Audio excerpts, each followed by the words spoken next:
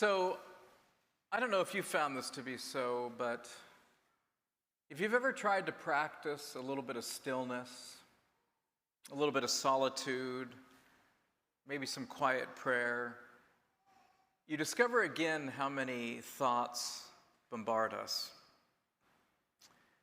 Cognitive scientists, neuroscientists say that the number of thoughts, depending on how you conceive a thought, but how they conceive a thought, the number of thoughts that come through our head in any given day runs into the thousands. And these aren't usually just thoughts. Every thought comes with a kind of affect, right? A kind of feeling, a kind of desire. Even the thought of rain, which we've had recently, might be a affect of relief. Maybe we finally got some water, or an affect of annoyance that the rain has somehow gotten in our way. It can also be as strong a thought feeling as anger at the remembrance of someone who has slighted us or offended us that day. So, as I said, we're in the season of Lent, and we're beginning a 5-week series on what has historically been identified as 7 deadly sins. Now, we have only 5 weeks, so I'm skipping those that are most convicting to me. Now, we'll see how that goes. The 7 deadly sins are sins identified as such because they seem to be the parents, if you will, of other sins. They're ones that kind of lead on to those. Sins mentioned in Scripture and noticed in our human experience.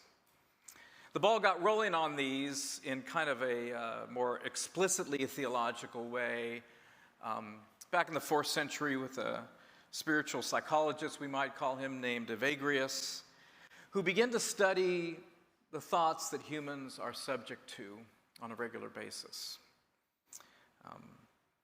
He called them logismoi, related to the word logos, which is words or thoughts. And he was particularly interested in, of course, those thoughts that take us away from what I'm going to call today friendship with God, to walking with Jesus. So the season of Lent developed in particular as a kind of preparation for walking with Jesus to Jerusalem. We're told at one point that he set his face toward Jerusalem, knowing there that he was going to be moving toward the cross. And so in Lent, we kind of walk with Jesus to Jerusalem as he's befriended us, as he's taking this journey for our sake, so we befriend Jesus. These 40 days of Lent, and remember the way it's counted is it excludes the feast days of Sundays, but these 40 days plus Sundays leading up to Lent also recall those 40 days in the wilderness, where Jesus himself actually experienced some logismoi, if you will, some of the thoughts suggested to him by the tempter, and which allowed him to actually set aside those things that would get in the way of his friendship with his Father, as well as his friendship to us as he began his ministry. So in Lent, we are actually kind of preparing for Easter by recalling these two 40 days, or these two journeys into the wilderness and into Jerusalem. So we're going to look at these sins, or sometimes called passions, over the next 5 weeks. But I want to begin today by looking at one in particular, one that may be a little less well known. And I'm going to ask Thomas or someone to put it up there, the sin of Acedia. You might also hear it pronounced Acedia. You might also hear it pronounced Acedia. It came into view kind of more obviously in the early years of monastic practice, those solitary desert monks, although they lived in community in the Middle East, in Egypt. And what it was observed that as the days went on, or the day went on even, that sometimes there was the temptation to become a little listless, to wonder about the meaningfulness of their practice as the sun rose, as the heat of the day, as they lived in relative anonymity. There was the temptation, they noticed, to wonder, what is the point of this? Who really cares about my spiritual efforts? Does God even care? And why should I? And indeed, that's what acedia actually translates from the Greek literally as a carelessness, a loss of care about things, especially our relationship to God and what He's called us to. So as I suggested, the symptoms of acedia can look like a kind of listlessness, weariness, boredom, the loss of the desire to do the things before us, especially related to the will of God for us. And also the desire to be somewhere else, to be someone else, rather than the person God made us to be. It's a grass is greener syndrome that can lead to, again, as I said, other temptations like envy. I want to be that person. Or jealousy. Why aren't I experiencing that kind of life? Or fantasies of the ego. How come I'm not more well known? How come I'm not succeeding in obvious ways? All of these would have been temptations for these early monks. Now, for some of these reasons, and because of some of these symptoms, acedia, in kind of the history of identifying the 7 deadly sins, got collapsed into the term sloth. Which we associate, of course, with laziness or passivity. So you may not see acedia in the list of 7 deadly sins anymore because it got subsumed under sloth. I saw a sloth last week. I did. He was driving so slow. No, I actually saw him in a zoo. It's true. I saw a sloth last week. I don't think I've ever seen a sloth in person. I saw a sloth last week. And it's true, he was moving with a kind of Tai Chi slowness. It was bizarre. Now, I looked it up. Why do sloths move so slowly? And I think they've gotten a bad rap. He wasn't being lazy. For reasons of their biology, they have to conserve their energy, which you may also feel.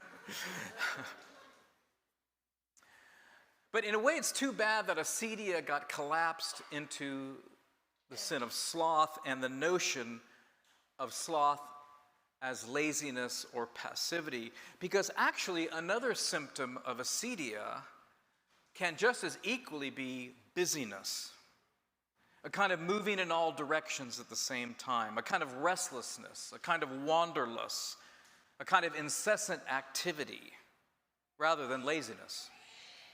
And that is because the sin of acedia is finally the sin of avoidance. It's the sin of avoidance, which can just as well be done by withdrawal as well as frantic activity. To be doing everything but the thing God has called me to do. It's a sin that targets in particular our life with God. For acedia is a sin of avoiding our relationship with God, our friendship with Him, even avoiding resting in Him in our daily lives where we have been placed. There's a book on our book cart by Skye Jethani called With.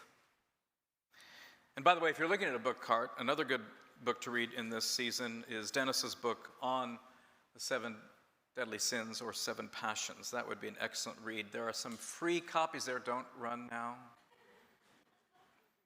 But there are some free. Dennis has made these available free for us, some of them. But going back to Jethani's book, With, Skye Jethani identifies many of the prepositions we might associate with our relationship with God, but actually that can be used also to avoid God. He talks about being under God as a kind of deal-making with God, As if God is a God that needs to be appeased. I don't really want to be with him. I want to just appease him so things go well. Obviously, we want to be under God in the sense of obedience, but under God can be a way of avoiding. He talks about being for God. And of course, we want to be for God. But many times our for God is more like trying to find our significance from God, trying to do well for our own maybe achievements or notoriety, but really not wanting to be with him. It's almost like trying to please a boss but not wanting to have lunch with him. And Chathani goes on to these various kinds of prepositions that seem right, but they're actually avoiding: under, over, for, and from, and you can read about those. Finally, of course, Chathani will say, what about with? Are we willing to be with God?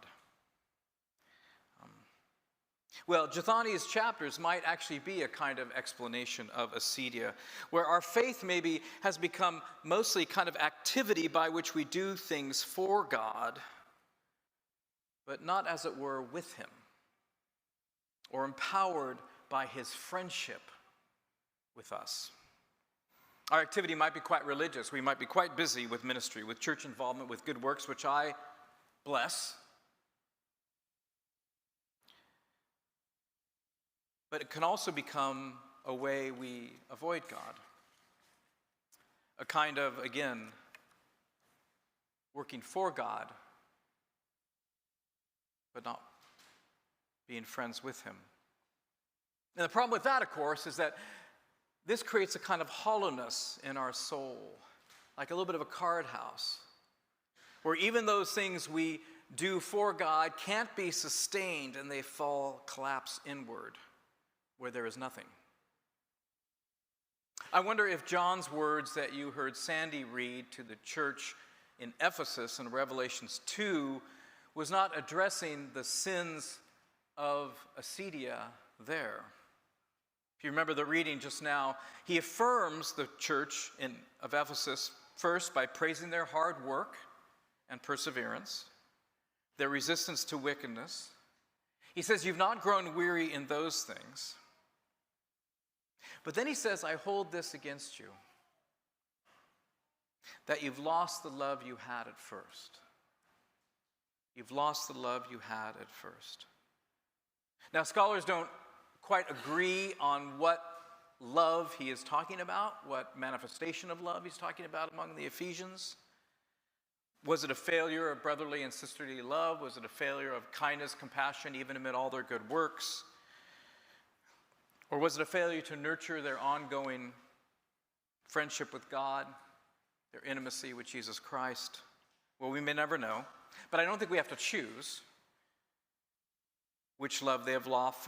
For if the symptom of acedia is a kind of carelessness, a kind of grand whatever, whether an apathy or activity, then it will affect both the intimacy of our relationship with God and maybe the quality of the care we bring to others.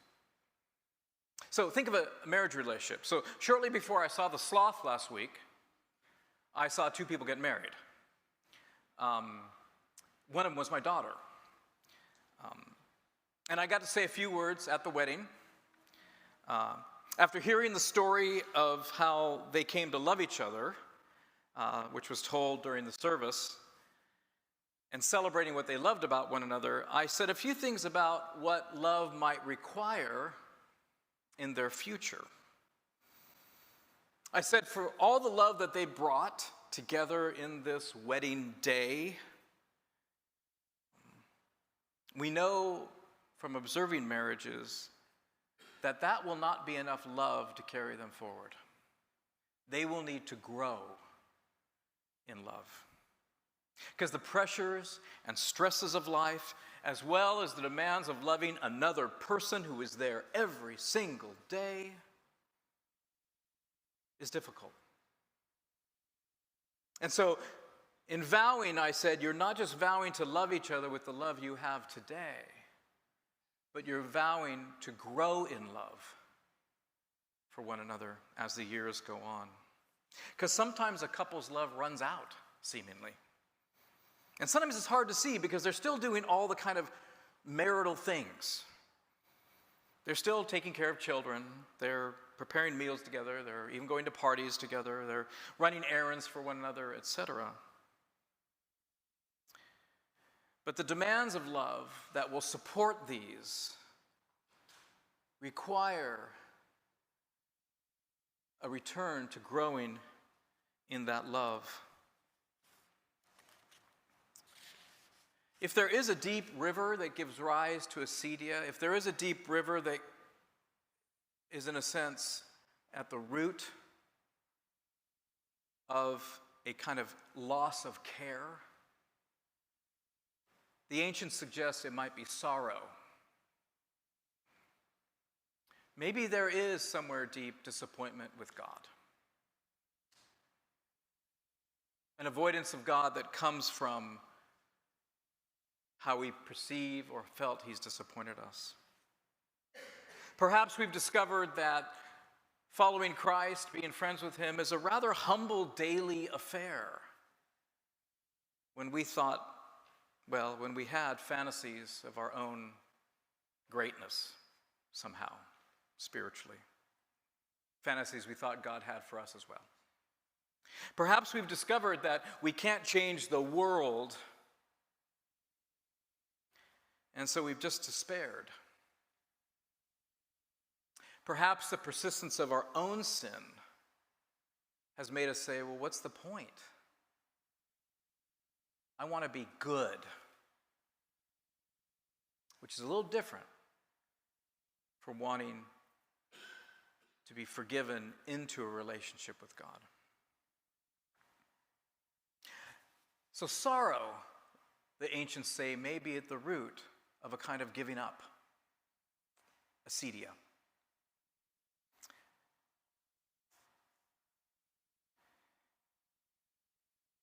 I should say here, by the way, that sorrow and the weariness of acedia can be confused with clinically diagnosed forms of depression, which of course is not a sin. Those suffering from depression, however, often have lost the desire to do almost everything in its more extreme forms. Whereas acedia targets more precisely our relationship to God. A weariness or avoidance, a kind of creeping carelessness, specifically with intimacy with him. Now, this may have a depressive effect on our life. But as I said, it may, in our age, look just as likely to be a desire to do everything rather than nothing. Hence the infinite scroll, which can be an avoidance of many things. For Lent, one of the things I'm trying to do is not play solitaire in bed at night on my phone. A little self-disclosure there.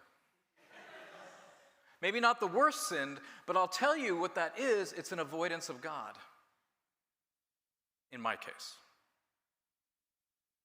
Also little hearts in there too, little hearts game. When in fact there are things I need to be offering up to God at night as I lay down and have to face some of the things that I'm facing in my life or in the world.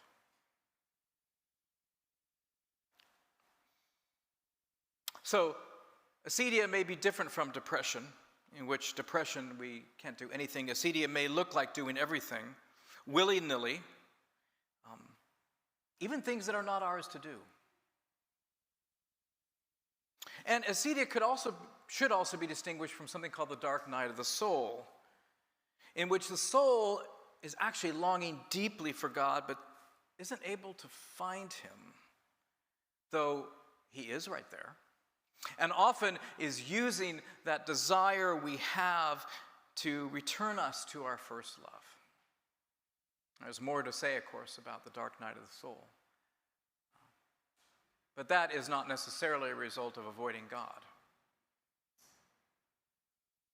No, acedia is, at its root, a kind of flight from God, an avoidance, a giving up. And it may not be so obvious as a kind of backsliding, but a quiet and subtle despair.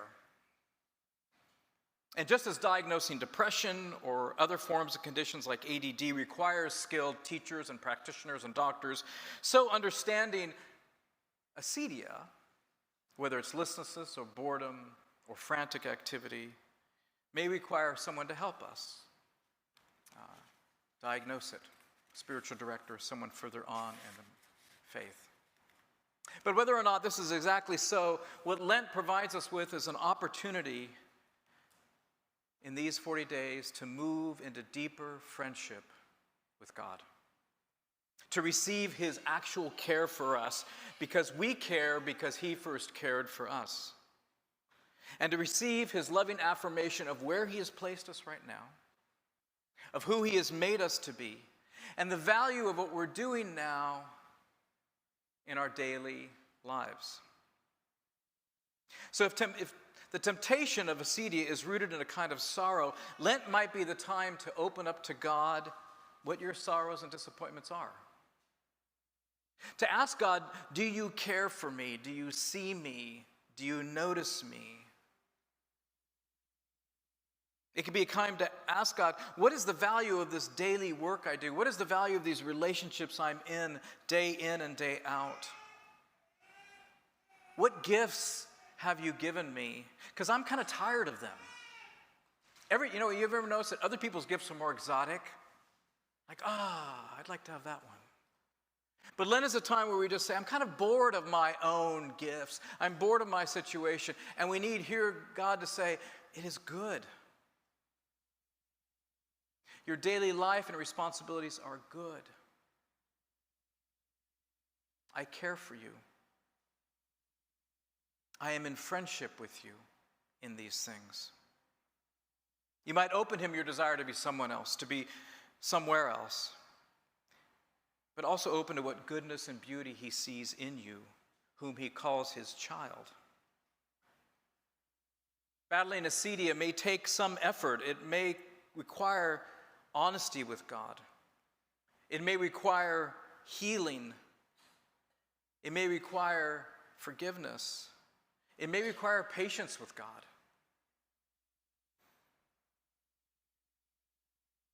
But Lent can be a time for leaning in to the demands of love, as marriage is a leaning into the demands of love. For we too as Christians have made vows. Not just to love the God that we came to in our conversion, but to grow in love for him because he first loved us.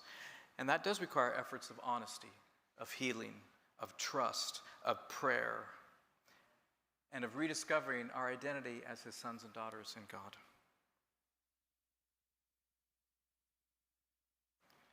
So this Lent may be one in which you are mindful of this journey, of the temptations of acedia, and the need for rhythms that move you toward God's face, that seek joy in the face of God, turn toward you, to receive care from others and to care in return, to be loved into loving. So in this little silence we sometimes have after the message, I just want you to receive God saying, I want to be friends with you.